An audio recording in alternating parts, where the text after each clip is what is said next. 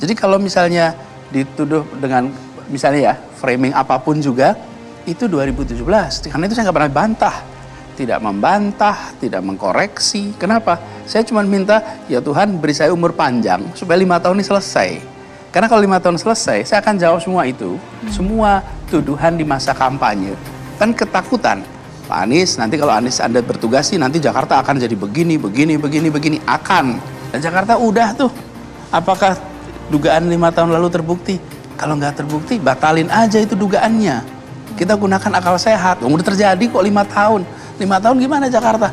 Rasanya Jakarta tenang, tidak ada ketegangan. Jakarta damai, suasananya suasana guyup. Itu kan dibangun 5 tahun ini. Kan nggak kelihatan. Saya sapa semuanya, komunikasi dengan semuanya. Dari mulai yang sepemahaman sama yang tidak sepemahaman. Dan saya tidak peduli apa pikiran mereka di masa lalu. Saya sering bilang begini, I'm not asking you to like me. I'm asking you to help Jakarta. Saya nggak minta Anda menyukai saya. Gubernur DKI Jakarta, Anies Baswedan, membesuk sastrawan kenamaan Indonesia Remi Silado di Rumah Sakit Umum Daerah Tarakan, Jakarta Pusat. Sastrawan senior itu telah mendapatkan perawatan medis di RSUD Tarakan. Awalnya, Remi Silado sudah mengalami stroke yang ketiga kali.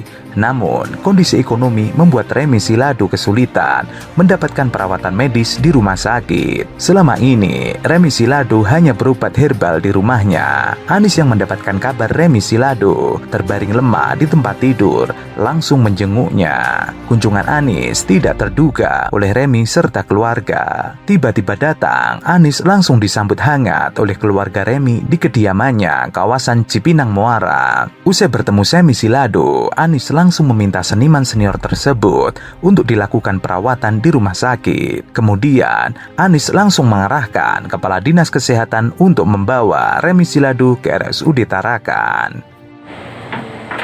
Nah ini Bang Remi datang. Selamat Anies ya. Apa kabar? Terima kasih loh. Sama-sama. Gimana Bang Remi? Namun, di balik itu semua, ada rahasia yang tersimpan. Remi Silado saat Pilkada DKI Jakarta 2017 ada di kubu petahana.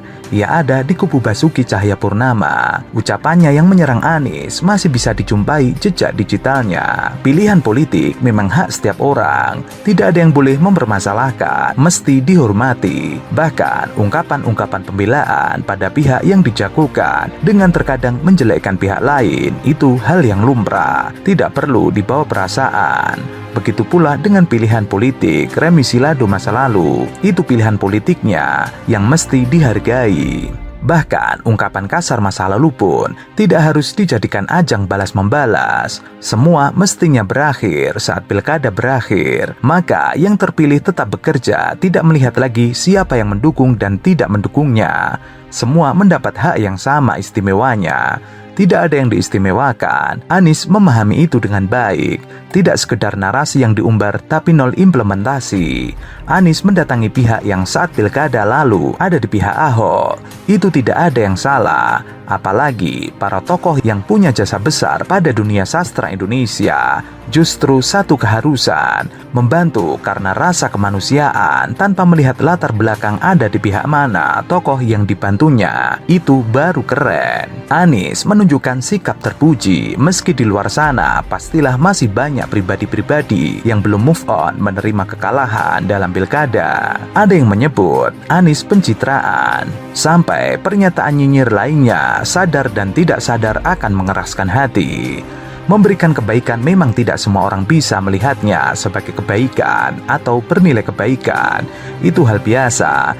Pada kasus Remi Silado, Anies Baswedan pun mengalaminya, bahkan jadi bahan bulian. Itu hal biasa. Terus berbuat baiklah, Anies Baswedan. Ketika Anies dicalonkan menjadi gubernur, dia minta izin pada ibunya. Apa kata ibunya? Kamu meminta atau kamu diminta? Ibunya menjawab, Anies diminta mah. Lalu ibunya katakan, Nis, kita tidak punya apa-apa. Yang kita punya hanya nama baik. Jaga itu baik-baik. Itu pesan ibunya kepada Anies. Sekarang Anies menjadi gubernur, tetap tidak punya apa-apa. Anies tidak punya partai, tidak punya dana. Yang dia miliki hanya nama baik dan prestasi demi prestasi yang dia punya. Dan itu yang ditakuti oleh PSI. Prestasinya Anies. Itu yang sangat ditakuti. Bapak Anies Baswedan. Diperlukan di Banten ini adanya Anies gitu ya, DPW Anies. Sehingga saya sebagai orang tua ya mendorong keinginan baik itu dari lintas tokoh. Sehingga hari ini dilaksanakanlah deklarasi Anies Baswedan menjadi calon presiden dan sekaligus presiden. Tidak pernah ada di Jakarta Christmas Carol. Saya lahir dan besar di Jakarta. Tidak pernah ada. Baru terjadi di zaman Anies Baswedan. Tidak pernah ada rumah ibadah Hindu Tamil. Sampai pemuka agamanya berpidato menangis sejak zaman merdeka. Kita meminta. Dan baru kali ini di masa Anies kami mendapatkan izin untuk mendirikan rumah ibadah Hindu Tamil. Tidak pernah ada permintaan untuk hari libur di hari Deepavali. Di masa Anies itu dianjurkan untuk libur pada perusahaan-perusahaan. Jadi kalau dikatakan politik identitas dikaitkan ke Anies, itu orang lagi ngimpi, berimajinasi sendiri, mengkritisi imajinasinya sendiri. Karena Anies dalam konteks kebinekaan, dalam konteks ini sangat orang yang plural. Christmas Carol sudah berapa tahun berlangsung di Jakarta? 3 tahun.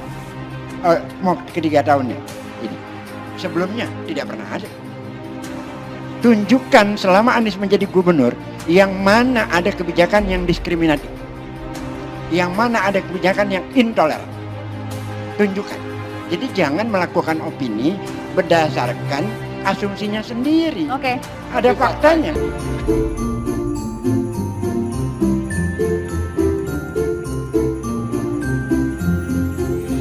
Jakarta ini adalah kota kita semua, dan semua kita ingin semua bisa merayakan, menyambut hari rayanya di tempat publik, dan itu semua adalah cermin bahwa Jakarta kota yang setara untuk semuanya. Jadi, prestasinya Anies. Itu yang sangat ditakuti. Sebenarnya dalam konteks partai politik, partisipasi politik, budaya politik, dan seharusnya kita sudah meninggalkan budaya feodalisme, budaya politik parokial, dan segala macamnya, membuka ruang keterbukaan publik dalam partisipasi seluas-luasnya. Karena itulah yang diperjuangkan oleh kita semua. Apa yang terjadi? Jangan memilih Anies yang sekarang. Yang sebelumnya, sekjennya, ayo kita hadang Anies. Anies punya apa? Partai nggak punya, dana tidak punya. Yang dia punya hanya prestasi. Prestasinya berapa? Silahkan dibuka, bisa dilihat. Berikan ruang dalam demokrasi. Kenapa kita takut? Orang semua mengatakan yang nggak suka sama Anies Baswedan waktu pilihan gubernur DKI menggunakan politik identitas. Jangan pilih Anies karena itu politik identitas. Aku bilang di mana-mana itu istilah yang membodohkan. Semua orang punya identitas. Nggak usah ngomong Valen ini orang Batak dari identitas. Nggak usah ngomong Tejo ini orang Jawa. Itu pembodohan. Tapi saya memberi ruang. Oke. Tapi yang nggak suka Anies harusnya bilang gimana? kalau menjawabnya itu dengan kenyataan. Apakah saya ketika mengelola Jakarta diskriminatif? Apakah ketika saya mengelola Jakarta memberikan perlakuan yang tidak adil? Apakah kemudian cenderung kepada 1-2 kelompok tertentu atau semua dapat kesetaraan? Kan Anies udah 5 tahun tugas. Kenapa terus-menerus dinilai pakai pernyataan? Lihatlah kenyataan. Kenyataannya udah kok. Jadi kalau misalnya dituduh dengan misalnya ya framing apapun juga, itu 2017. Karena itu saya nggak pernah bantah. Tidak membantah, tidak mengkoreksi. Kenapa? Saya cuma minta, ya Tuhan beri saya umur panjang supaya 5 tahun ini selesai. Karena kalau 5 tahun selesai, saya akan jawab semua itu. Semua tuduhan di masa kampanye. Kan ketakutan. Pak Anies, nanti kalau Anies Anda bertugas sih, nanti Jakarta akan jadi begini. Akan. Dan Jakarta udah tuh. Apakah dugaan 5 tahun lalu terbukti? Kalau nggak terbukti, batalin aja itu dugaannya. Kita gunakan akal sehat. Udah terjadi kok 5 tahun. 5 tahun gimana Jakarta?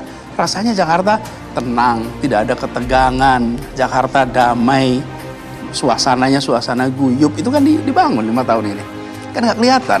Saya sapa semuanya, komunikasi dengan semuanya. Dari mulai yang sepemahaman sama yang tidak sepemahaman. Dan saya tidak peduli apa pikiran mereka di masa lalu. Saya sering bilang begini, I'm not asking you to like me, I'm asking you to help Jakarta.